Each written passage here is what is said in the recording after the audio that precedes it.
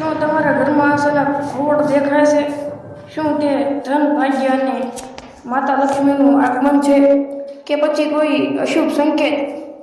Social media પર ઘણી વાતો ફેલાય છે, પણ આજે આપણે જાણીશું ઘુવડનું ખાસું રહસ્ય. ધાર્મિક માન્યતા શું કહે છે, લોકવિશ્વાસ શું કહે છે અને હકીકતમાં શું સમજવું જોઈએ?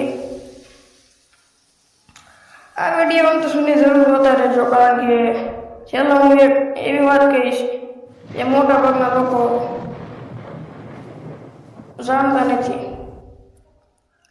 શુભ અને અશુભ સંકેતોનું ખાસું રહસ્ય.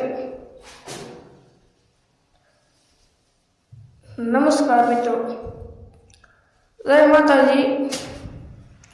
ઘુવડ એક એવું પક્ષી છે જેને લઈને લોકોમાં અનેક પ્રકારની માન્યતાઓ છે. કોઈ તેને માતા લક્ષ્મીનું વાહન માને છે, તો કોઈ તેને અશુભ માને છે. પરંતુ દરેક વખતે ઘુવડ દેખાય એનો અર્થ એક જ હોય. હાલો વ્યક્તિ સમજીએ. સૌથી પહેલાં એ જાણવું જરૂરી છે કે ઘુવડ પ્રકૃતિનું એક મહત્વપૂર્ણ પક્ષી છે. તે ખેતરોમાં ઉંદર જેવા જીવાતો ખાઈને ખેડૂતોને મદદ કરે છે, એટલે તેને માત્ર અંધશ્રદ્ધાથી જોવું યોગ્ય નથી. ધાર્મિક માન્યતાઓ મુજબ ઘુવડને માતા લક્ષ્મીનું વાહન માનવામાં આવે છે.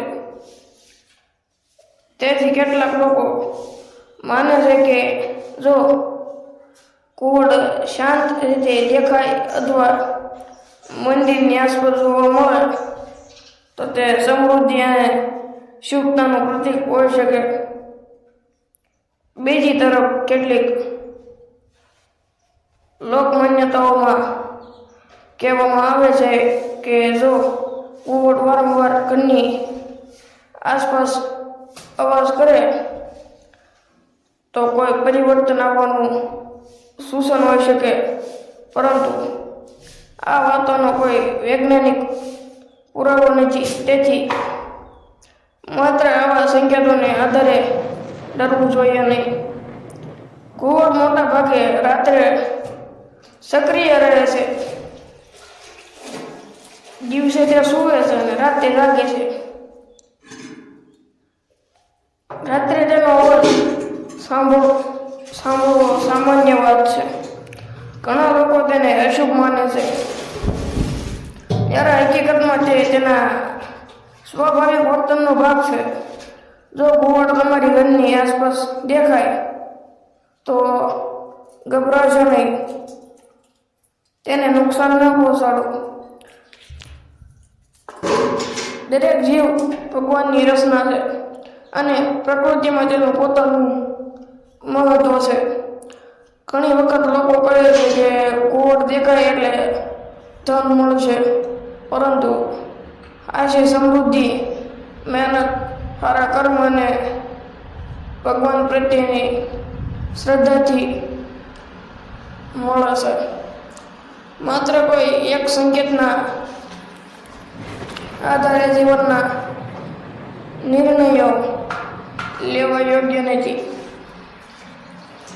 જો તમે માતા લક્ષ્મીની કૃપા ઈચ્છો છો તો રોજ સત્યનો માર્ગ અપનાવો, મહેનત કરો, દાન કરો અને ભગવાનનું સ્મરણ કરો. આ સૌથી મોટો શુભ સંકેત છે. યાદ રાખો મિત્રો, ધાર્મિક માન્યતાઓનું સન્માન કરવું જોઈએ, પણ અંધશ્રદ્ધામાં વિશ્વાસ ન કરવો જોઈએ. ઘુવડને પ્રકૃતિના મહત્વપૂર્ણ પક્ષી તરીકે પણ જોવું એટલું જ જરૂરી છે. જો તમને આ માહિતી ઉપયોગી લાગી હોય તો વિડીયોને એક લાઈક કરો, તમારા મિત્રો અને પરિવાર સગા સંબંધી સાથે વિડીયોને શેર કરો.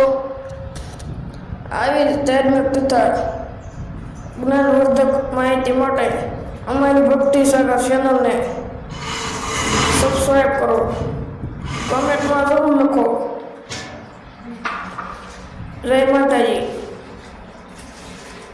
આવા જ અવનવા અનોખા વિડીયો માટે બેલ આઇકન દબાવો, સબસ્ક્રાઈબ કરીને. જય માતાજી.